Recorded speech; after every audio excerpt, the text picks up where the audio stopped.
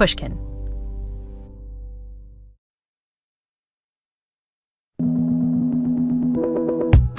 Hey, Happiness Lab listeners. Today, you're in for a special treat. If you're a regular listener of this podcast, you've probably already gotten a chance to hear from my good friend, the psychologist Ethan Kross. In fact, Ethan just visited the show as part of our recent How-To season, where he gave us his top tips for hacking negative emotions. Lots of these ideas come from his new book, Shift, Managing Your Emotions So They Don't Manage You. But in that interview, we only got to scratch the surface of the cool work that Ethan does in his emotion and self-control lab at the University of Michigan. So to mark the publication of his new book, Ethan asked me to join him on stage for a live recording of this podcast at Choate Rosemary Hall, an independent school not too far from my hometown in New Haven, Connecticut. In front of an audience of teen students, Ethan and I got to chat not about hacking our emotions, but about the effect that other people can have on our feelings, and the big effects we can have on other people too. I definitely learned a lot from this conversation, and I think you will too. Welcome to the Happiness Lab Live, where we are coming in from Choate Rosemary Hall. We have a fantastic audience of folks here for a really fun conversation with one of my favorite psychologists, Ethan Kross. So Ethan is a professor at the University of Michigan, both in the psychology department and at the Roth School of Business. He's the director of the Emotion and Self-Control Lab, and he's an expert on strategies we can use to control our thoughts, feelings, and behaviors. As you might guess with an expertise this cool, Ethan's a sought-after consultant and speaker. He's worked with famous CEOs, professional basketball teams, and has even been hosted at the White House, all to help leaders and folks who need it regulate their feelings and emotions. Ethan is the author of the national and international best-selling book, Chatter, The Voice in Our Head, Why It Matters and How to Harness It. This book was chosen as one of the best new books of 2021 by Washington Post, CNN, and USA Today. But he's just written a fabulous new book. It's so exciting. We're here on launch day today. A fabulous new book entitled Shift, Managing Your Emotions So They Don't Manage You. Ethan is already a regular on the Happiness Lab, and I'm super psyched that he's agreed to help me out with this live episode today, because we're going to be exploring an important topic, how we can harness the people around us to feel happier. Please join me in welcoming to the Happiness Lab Live, Ethan Kross.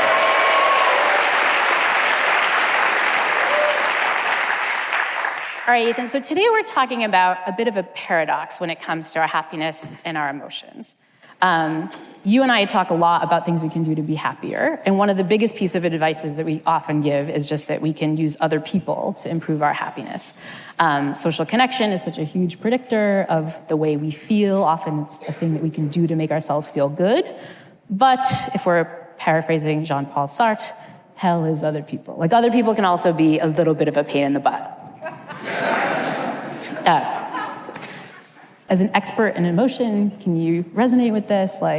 Completely. Other people can be our greatest ally or our worst enemy when it comes to managing our emotional lives. And what's really interesting to me about this issue is we don't get a user's guide for how to steer our interactions with other people. So I'm curious, and I think the rules here are no hands, but if you agree with something, clap. How many people here sometimes go to someone else to chat about a problem and find that it just makes you feel worse?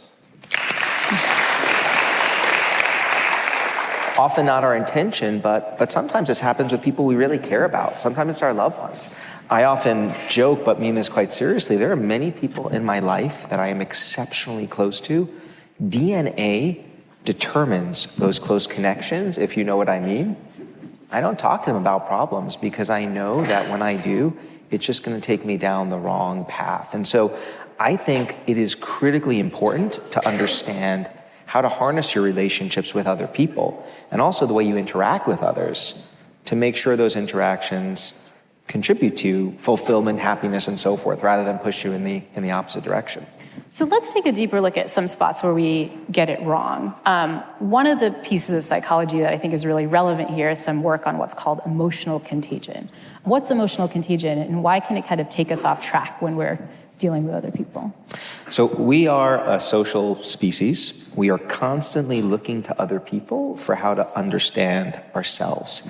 And what we have learned is that we actually catch feelings from other people quite easily. So when you enter a room and you see people with a glum look on their face. Sadly, as professors, I think this may happen more often than we'd like to admit, right? You go into the room and you see everyone. I mean, this immediately gives me information about what the temperature in the room is like, and I experience that emotion. And that could be adaptive, right? It signals to me maybe I've got to loosen things up. But we know that emotions cause what we call a ripple effect. They very quickly cascade into our own lives. And if you're not aware of this, like, you can catch the wrong set of feelings. And so we're all vulnerable to this, for better or worse. And I think one of the ways that I've seen this play out is that it's not just a like one-on-one contagion. It's not just like I might catch the emotions that you have, or I might catch the emotions from the audience.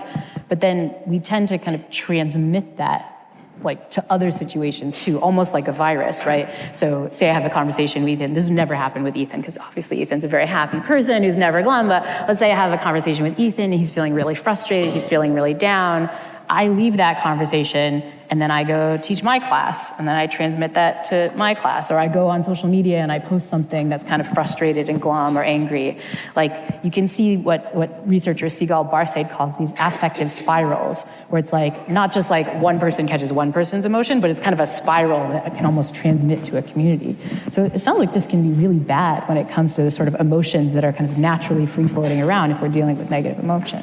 Well, with negative emotions, it can certainly be the case, and I think that's particularly true with social media, where we see the viral spread of negative emotions happening really, really fast. You come across news and it affects you. You see someone else displaying a negative reaction. You feel it as well. And then you quickly pass it on to someone else on the feed. And then it just cascades further and further and further. And so this is where I think knowledge is power. So knowing about how this works, I think for me, in my experience as a human being, is very powerful. So if I enter a room and I see one or two people are, conveying facial expressions that I don't particularly think are conducive to the kinds of interactions I want to have, I'll try to loosen those people up and try to turn the, frown around. And I think it's important this idea of knowledge is power. I think in part when we're often in these social situations where we're around other people, it can be important to remember how affected we are by them, right? I think about this a lot in like workplace settings, right? Where like you go to work and like the people on your team might be kind of feeling optimistic, or they might be feeling not so happy, and like you're gonna catch that. But here we are at Choate today. I think this is so important in school context, right? Whether it's like on your athletic team, whether it's in your classroom, like the emotions of one person are gonna kind of transmit in this way that can be, again, sort of dangerous if they're negative emotions that we're dealing with. Absolutely. How many people here have been told, don't compare yourselves to other people? So it sounds beautiful, that piece of advice, but easier bleeping said than done, right? Like, is that easy to do? Just stop comparing yourself to other people? So talking about the way that other people can affect us, I'm reminded of a time that my daughter who's, in high school, wanted more screen time one night and was like really, really Supreme Court level, like litigation here, arguing for more screen time. I was like, no, and I said, well, no other families give their kids more screen time. And then she comes back and goes, I thought you said we don't compare ourselves to other people. Yeah, it's pretty slick, huh? I mean, I was proud inside, but I did not show it. I regulated that emotion and I just held true. But what I realized in that moment was that directive I gave, we don't compare ourselves to other people, probably the worst advice I could ever give, because it is not possible not to reference other people. We are constantly looking to others to make sense of who we are, right? This is called social comparisons. That's how we operate. And I think the more we embrace that, the better, because then there's an opportunity to make social comparisons wiser, right? To steer those comparisons so that they don't maybe negatively affect us. There's also the opportunity to benefit from this emotional contagion effect, right? Like earlier on, when everyone else was clapping, did that feel good to folks here? Right? I felt great. I loved it. I remember I was telling Laurie this story earlier. When I was in college, One of the most memorable classes I ever took was a class on communications. And the instructor said, there is an art to being a good audience member.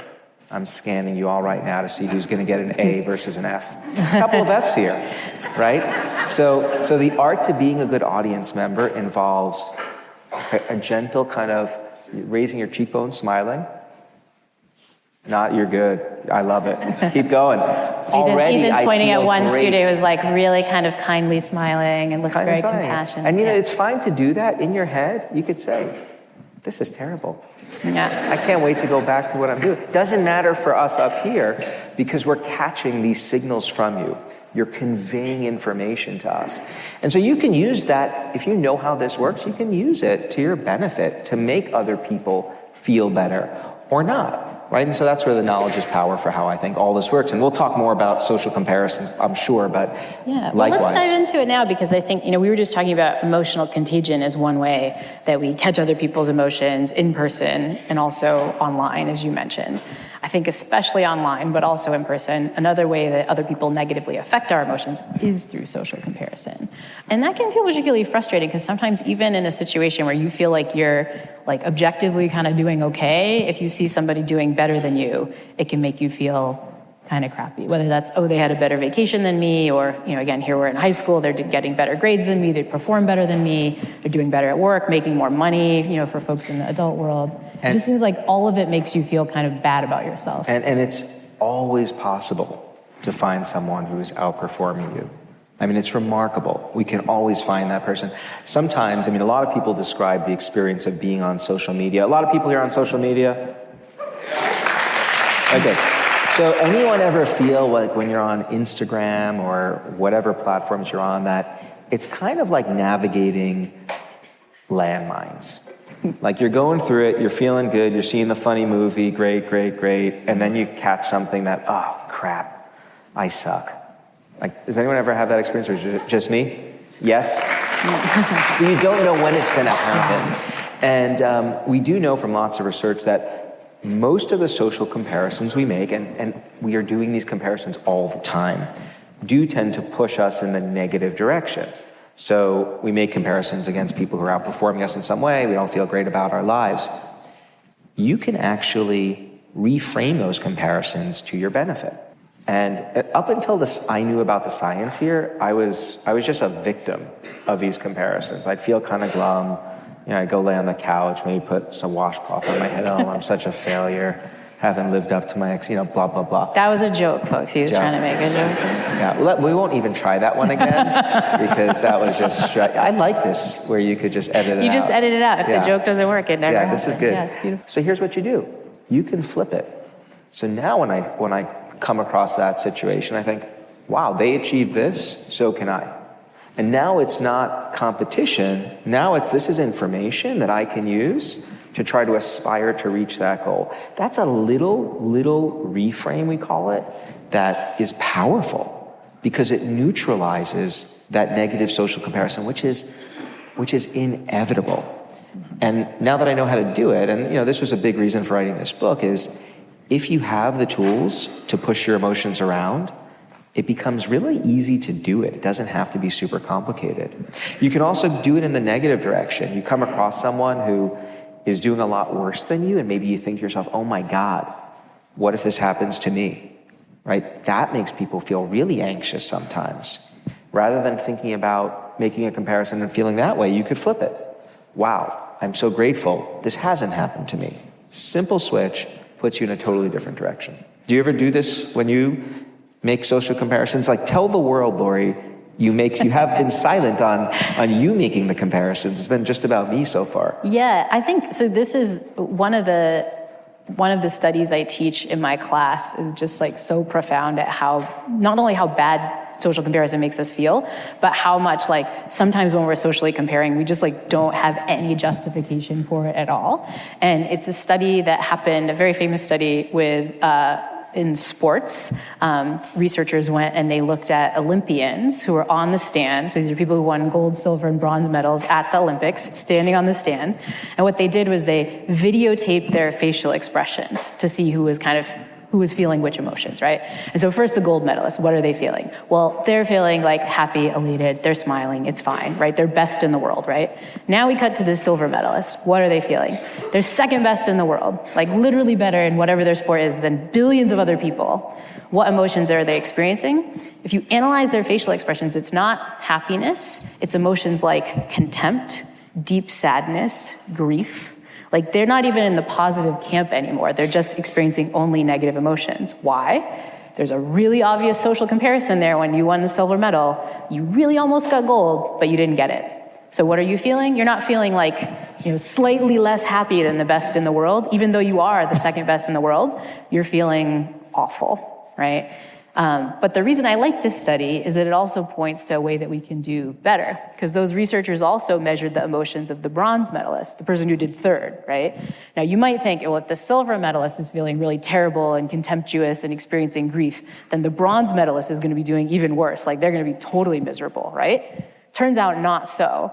The bronze medalist is showing incredible elation, huge smiles, sometimes even huger smiles than the gold medalist, which is weird. So you ask the question, what's going on?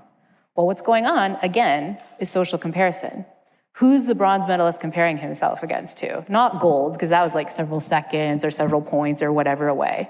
The bronze medalist is saying, oh my gosh, if I was just a little bit slower, if I performed a little bit worse, I wouldn't be getting any medal at all. Like I would just be clapping from the back of the stands, going home empty-handed.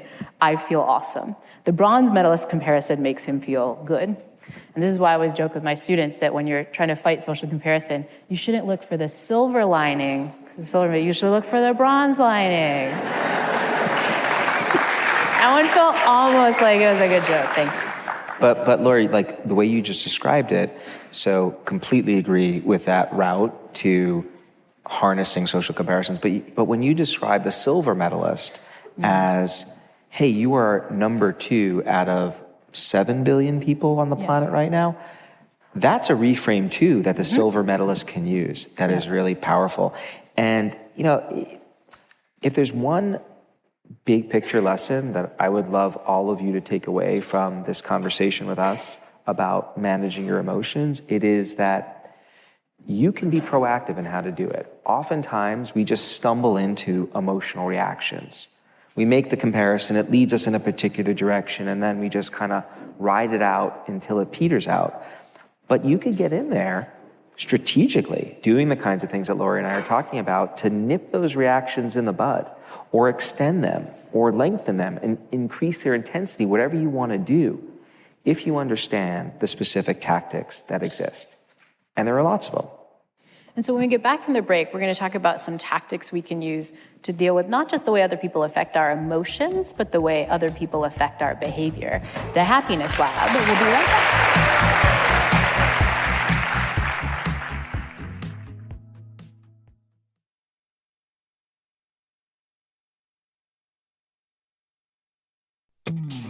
All right, we're coming back from the break. The Happiness Lab at Choate Rosemary Hall live is returning.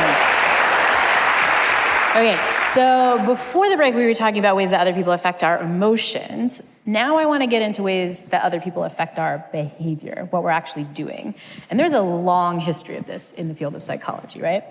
Other people are in a position to push us around in all sorts of ways. They can affect the way we think, they can affect the way we feel, they can affect the way we behave. Okay, so just look at Laurie and I right now.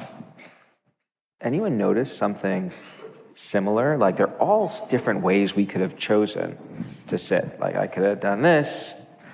I was going to do a lotus position, yoga. I can't actually do it. Mm-hmm. But like there are a lot. I could be like this. Like with your hands sort of popped over. Yeah, I could, But we're like this. We're mimicking. Crossed knees, both looking exactly the same. Right?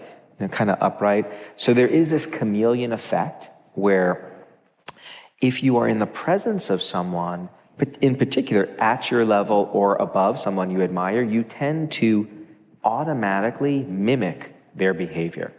So if you've ever been in an interaction where someone starts doing this, you cross your hands, and then the person next to you crosses your hands. Anyone ever witnessed this kind of mimicking that occurs? This is endemic to how we function.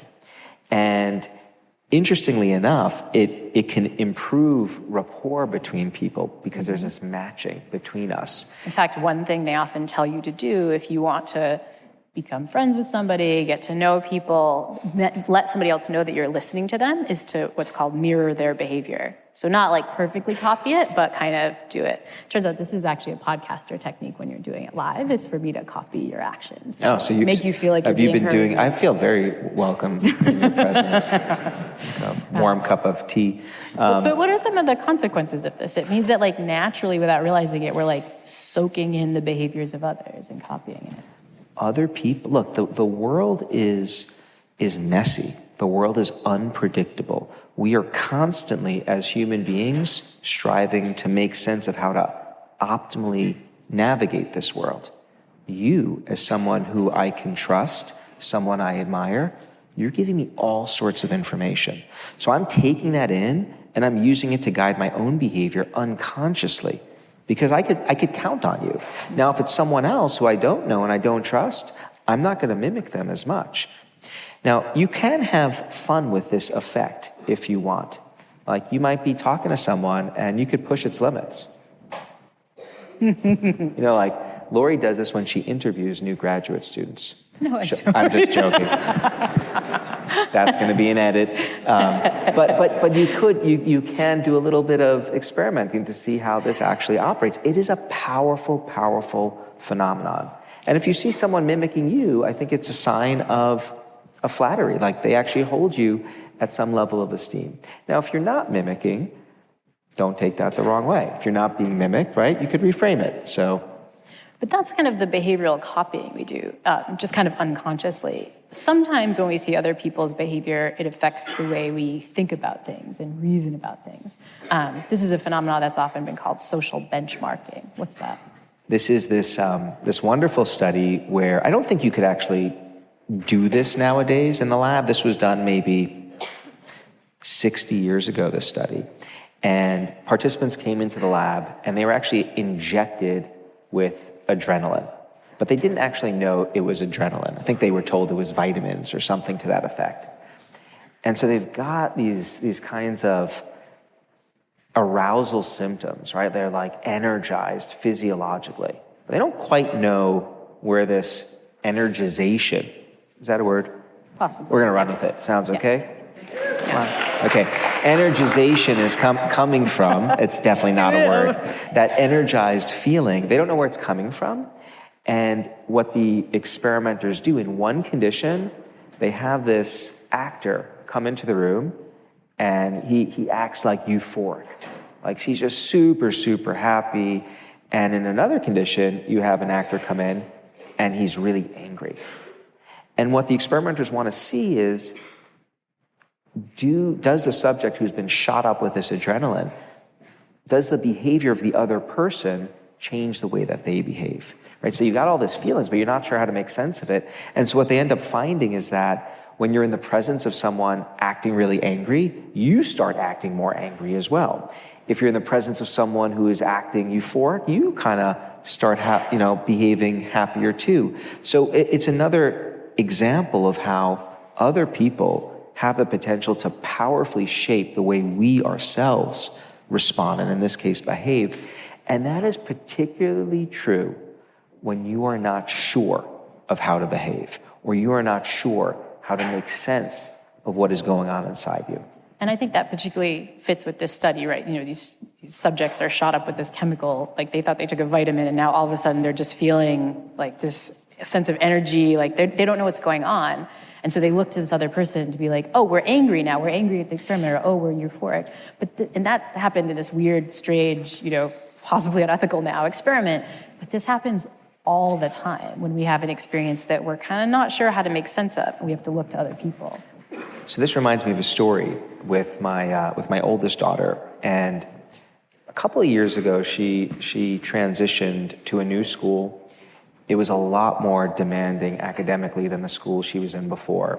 And I go up into her bedroom one night, and I notice she's physically distressed. She's really getting worked up. She seems very, very anxious in a way I've never seen her experience that emotion before. I go, sweetie, what's going on? What's wrong? And she goes, she's like breathing heavy and like, I don't know what's happening. Like I'm feeling these things in my stomach and what's going on? And so then that's my opportunity to get in there and help her interpret this uncertainty. I said, sweetie, that's your body doing exactly what it's supposed to be doing right now. You've got a really important test tomorrow, and you're experiencing this response that's saying, hey, you need to do a little bit more studying before you go to bed. That's it. You're actually lucky. You're fortunate you're experiencing this because it's like a little internal cue telling you to prepare. And the moment I gave her that interpretation, her entire demeanor changed, right? The anxiety went way down and she got into studying. So what I've done there is I reframed the experience for her. I reframed her bodily reaction. This is taking a page straight out of research where you tell people to either make sense of their physiological symptoms of anxiety either as a threat, oh my God, something may be wrong, versus a challenge, like this is your body rising to the occasion. And it worked like clockwork. And so that is one powerful potential that other people have for us. Other people are often in a position to help us reframe our circumstances in ways that can really put us on the right trajectory. Or the problem is that or put us on the wrong trajectory. And I'm cognizant we're having this conversation in front of a high school audience. Students, how many times have you gotten a bad grade on something and not really sure how to take it, but you show your parents or you show your friends and they either react and like, that's fine, it's like just one paper, or they're like, oh my gosh, like you got that grade, I don't know how that's going to affect your college, like what does that do to you? And so I think, it's great that your daughter had a parent who's so careful to help her kind of rethink that emotion in a way that's good. I worry so often we do this in a way that's not great, that like as parents, as mentors, our first reaction is to kind of feel upset at someone's failure rather than say like, oh, this is great, this is this cool opportunity. But our reaction is changing how somebody else might be feeling about a particular situation they find themselves in. I worry about it too. And that's why I think conversations like this, all the, this aside with you all, are exceptionally important, because what knowing about how this works gives you the opportunity to do is, number one, when people come to you, when your friends, your siblings, later on in life, other colleagues come to you for support, you are now mindful of the powerful role that you exert on their emotional lives. And you should take that really, that's a serious responsibility that you have to do good for other human beings. And if you know how to steer their ways of thinking, you can really help them. But it also gives all of you the opportunity to be a lot more selective about who you talk to about the issues that you are struggling with. I think a lot of us don't think twice about who to go to for support. We just feel like we've got to talk to other people. Let's find someone and let it out. And sometimes it's like flipping a coin. Who's going to push you down the wrong path or the right one? And it doesn't have to be that random. And so I think this is sometimes the thing that's about other people affecting us that's so frustrating, is like people who are trying to do good, trying to give advice, trying to help, sometimes wind up messing us up. And you've actually seen this in a new domain, in a new paper that just came out, where the kind of advice that people are giving, maybe even about the benefits of social connection and talking to people, can sometimes go awry. Tell me about the new loneliness study. So this is some really exciting research. It's led by a graduate student in my lab, Michaela Rodriguez. And let me start by just asking all of you, how many of you here have heard quite frequently this messaging that being alone is bad for you? It's toxic. Like, you want to stay away from those experiences. This is a pervasive message right now. There's a huge amount of attention within this country and several others as well. There's, I think, a minister of loneliness in the UK and Japan. There's a huge amount of attention trying to help people combat experiences of being alone and the feelings of loneliness that accompany those states. Being lonely has been compared to smoking cigarettes in terms of its impact on your health. And so what we've done across a series of studies is try to understand how the messaging that we are giving to society about this might help or hurt folks. And so here's what we've learned. Number one, there's actually nothing intrinsically bad about being physically alone for, circumscribed periods of time. This is not chronic, forever. Not chronic isolation, but being. How many people here actually find value in being alone sometimes? Right? It can be kind of great. It can be restorative. It can be a source of creativity.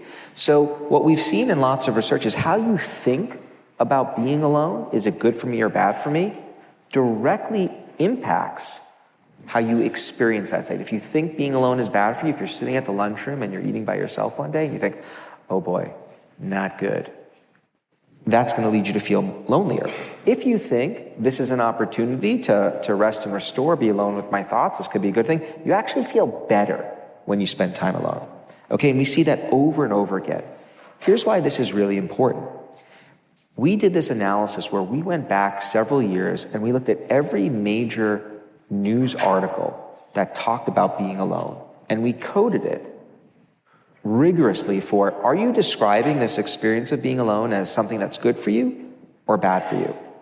Overwhelmingly, the media describes experiences of being alone as bad for you, as toxic. Why that matters? We've shown if you give people news articles, in one condition they describe being alone as bad for you, and in another condition being alone is good for you, what information you are exposed to there directly impacts how you think about this, what this state does for you. So if you're reading these articles, being alone is really bad for you, you think it's bad for you. And that in turn makes it bad for you. It's almost a self-fulfilling prophecy. So it's, again, it seems like another situation where hearing how other people are talking about it is affecting how we might think about it. Maybe we're kind of in between of like, there are good points and bad points, but you hear other people saying, oh, this is so bad, it becomes a social benchmark, which affects your own emotions when you're in that state. That's right. And what's really tragic about this phenomenon is I genuinely think the folks who are behind this messaging are pushing it out there to help people. But what we are learning is that their attempts to help society may be actually backfiring. And so we want to avoid these moments where being around other people winds up backfiring. We want to avoid these moments when other people's emotions make us feel bad or other people's behaviors make us do something that might not fit with our goals. But how do we do that? Luckily, when we get back from the break, Ethan is going to help us out. The Happiness Lab, live from Choate Rosemary Hall. We'll be right back.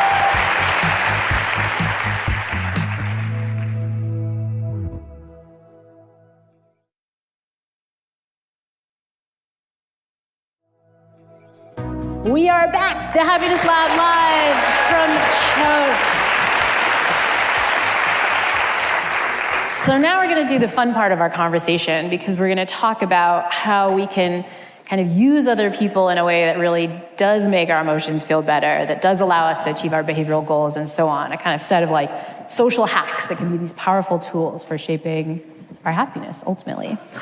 So let's go back to one of the things we talked about before, emotional contagion. What are some hacks that we can use to kind of have other people, what are some hacks that we can use to catch other people's emotions in ways that are good for us versus bad for us? I think number one, this more than any phenomenon that we talked about today, this is where knowledge is power is so unbelievably relevant. So I did a little bit of intervention a little bit earlier where I shared with all of you how your facial expressions can impact us up here. And some of you have responded very nicely. Others, I think, there's still some room for improvement. Maybe a lot. Some are falling asleep. We're having this conversation a little early. That's cool. It's all good. So I'm joking. But knowing how this works can be really powerful. So as someone who leads different groups and teams, I'm exceptionally sensitive to the kind of emotional displays in the group and the demeanor in the group. And if I find that one or two people are consistently showing up in a way that is cascading and impacting everyone else, I intervene right away. I do it with compassion. I often explain how this works, and that is often enough. But it is really important to do it because the entire spirit of the lab or the group can easily nosedive if I don't address this right away.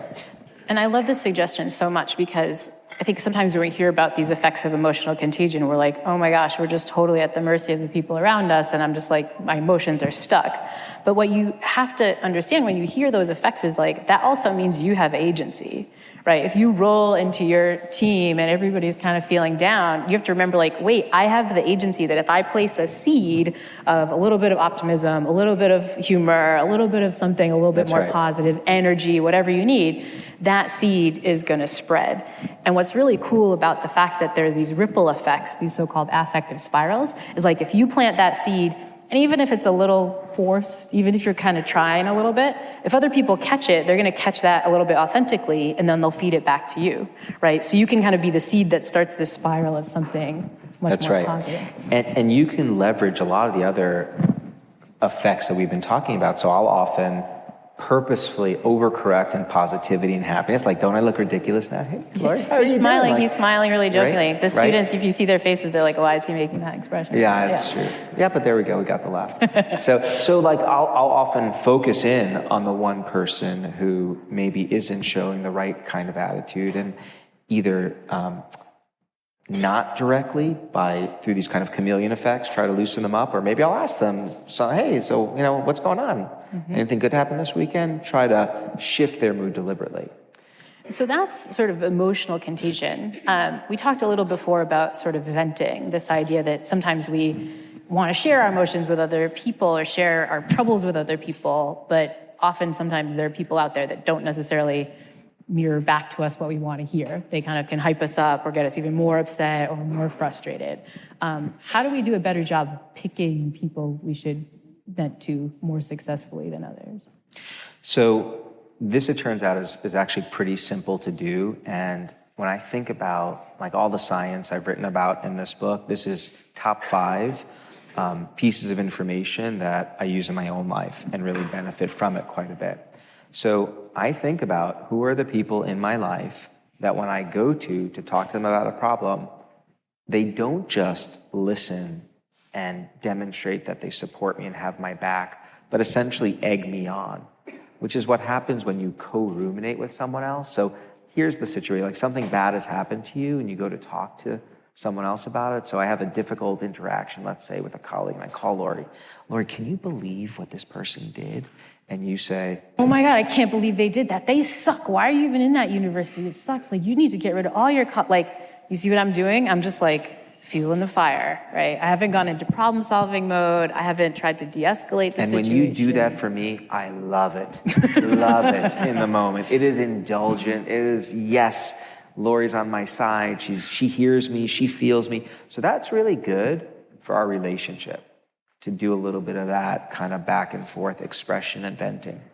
Ideally, though, at some point in this conversation, Laurie says to me, oh man, that sounds tough, but like, how are we gonna deal with the situation? Like, what should we do to shift your emotions? Let's play Don't Stop Believin', because that's a really fun song and you'll feel better. Like, we just do whatever to kind of get back to a good mood. She's playing, that is one of my favorite emotion shifter music. He wanted to play that coming out, but we had nipped that in the bud.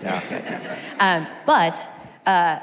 And that's important because, as you said, the venting, the co-ruminating, as we've called it, it's really good for our relationship, but it's really bad for both of our emotions, ultimately. That's right. Because if I leave the conversation, that terrible interaction with a colleague didn't even happen to me, but now I'm having a terrible day too, and I haven't helped what I think Ethan probably wanted out of this conversation, which is a way to shift his emotions back. Yeah. I mean, I had a conversation, sometimes like you catch the emotion. A friend called me up and they didn't even give me a chance to help shift their perspective. They just rapid fire launched in, and then they like hung up, okay, I gotta go.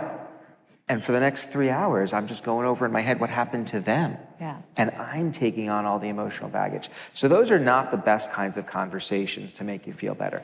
The best conversations do 2 things. First, the person you're talking to, they listen, they empathize, they normalize what you're going through. Laurie, you're not alone. Like, anyone would feel this way. This is a common human experience. Right? A lot of people have this bad day with colleagues. It doesn't mean every day is going to be bad with your colleagues. And so you start broadening the perspective. That is the art of being a good emotional advisor. And so my advice to everyone here is to, like, when you're done, if you care about this, make a little table. Personal problems, school problems. List out all the people you talk to about those different kinds of problems. Some of you may have the same names of people on each column. Like, you talk to the same people about personal stuff and school stuff. Others may have different names. Some of you may have no names. Doesn't matter. I'm just doing an audit here. Who is your emotional advisory board? Once you have those names, then I want you to think to yourself, okay, who are the people on this list who do two things when I go to them? First, they listen, they empathize with me, but then they help broaden my perspective. They help shift the way I think about it. That wasn't purposeful. That was just slipped in there. His book is called It's Shift, called and Shift. he's pointing Yes, at that was book. terrible, Yeah. not intended. But who are the people who help you reframe how you're thinking about your circumstances to ultimately allow you to move on?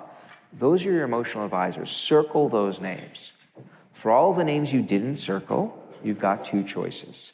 Number one, go get a red Sharpie and cross their names off your list. There's something kind of cathartic about doing that, satisfying. It's a legitimate option. There are some people who you can be super close, you love them. Talk to them about other stuff, but not the big problems in life, if they're not serving you well there. The other opportunity you have is to educate those people who aren't serving you well in this capacity by sharing with them what you've learned. And I feel like it's important to give you a disclaimer. There's an art to doing that well. I would not advise you to pull those people aside and say, hey, I just went to this presentation. You know what I learned? You suck as an advisor. Like, you make me feel bad. I know you love me, but it doesn't help, so quit it, okay? Can do this instead. Probably not the most elegant way of intervening. A better way is, did you know that actually just sharing out stuff and just getting me to rehearse things doesn't actually help? I had no idea that actually, if you really want to help someone, you need to look at that bigger picture.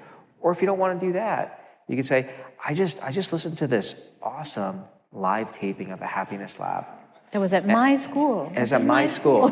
And I think you'll find it really interesting. I learned all these things I never knew about. And then you hope they get to the end of the podcast. How many people get to the end of the podcast? Everybody. Everyone, obviously. okay. Come on. That's That wasn't even a joke. That was just fun. All right, so that's kind of dealing with sort of fighting emotional contagion, how we can sort of get people to help us vent better, vent more effectively. How do we deal with the social comparison? We talked a little bit before about kind of using it more productively, but what are our go-to social hacks there? So social comparison. So number one, if you do it, there's nothing wrong with you. I can't tell you how many people I encounter who they feel bad about themselves because they're making these social comparisons. It's as though it's a sign of weakness that you're referencing other people. This is not a weakness. This is how you are wired. It is how we are built. And simply recognizing that should be liberating to some degree. It certainly is for me. Like, I do it, I can't help it. It's how we function. So number one, recognize that. That will help. Number two, if you find yourself making a comparison against someone who is outperforming you in some way, flip it, right? It's no longer, oh my God, they're doing so much better. They did it, so can I. Use it as a source of motivation, as fuel to propel you. It's showing you what is actually possible, what you are capable of achieving. We tend to feel worse about the comparisons we make to people who are like us, right? So you'd be a great example for me. You are like me in many ways. If you are outperforming me in some way, that's really gonna sting. But the fact that you are like me also means that what you've achieved is something that I can do too. I think you will be amazed at how quickly this little reframe can totally reroute your emotional experience. There's also an interesting way that you can use the sort of social benchmarking with that too, which I find can be really powerful, right? You think like, oh, that person's like me, I can achieve that too. But then you also then ask the further question of like, well, what are they doing that like I'm not doing? Absolutely. Right? I had this good friend of mine who was like, I'm not a very fit person. She was also not a very fit person, but kind of she'd gotten a little bit sick and then just like really devoted herself to fitness and just started going to the gym all the time and so on. And I found myself doing the like, man, she's getting so fit. Like she's just like doing so well and feeling that social comparison, that envy. But with this hack, I could do the following. I was like, well, she was just like me before. She was also unfit. But then I asked myself the question, well, what's she doing? I'm like, well, she's going to the gym every day. She's really paying attention to what she eats. She's going really hardcore with it. And then I had this realization of like, well, I could do that too, but I also have to do all the other hard stuff that she's doing. And then you could ask the question reasonably, do I want to do that hard stuff or not, right? I think this can be powerful, right? Because you remember, like, it's not just by, some accident often that people are doing better, especially if they've made a change, especially if they started like you. Often, they're putting some work into this. They're making choices that maybe you are not making now, but you could do it better. I experienced a very similar phenomenon. It was not with someone who was like me per se. It was with President Obama. Okay. And so not like me. And but I remember it was like I was just starting as an assistant professor, and it was hard being an assistant professor. I was grinding away, and I wasn't exercising regularly. And I came across an article about how Obama exercised every day. And immediately I come across this information. Now I'm really feeling bad about myself. Like my pants aren't fitting to begin with. And now I'm finding out that the president of the free world, right, like is able to do this. Like, yeah, not good. So what did I do? And back then, it took me a while to reframe this because it wasn't top of mind as it is now.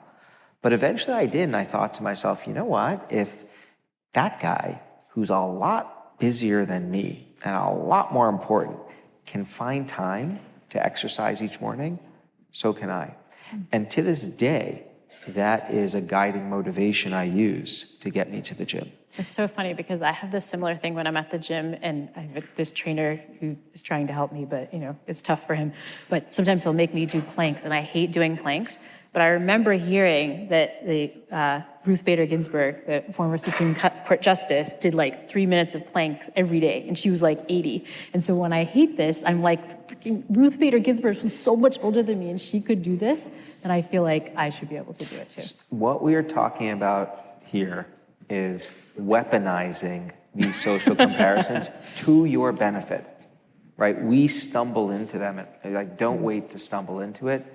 Jump in there and do it. And the quick flip side, I think we're winding down here, is it works the other way too.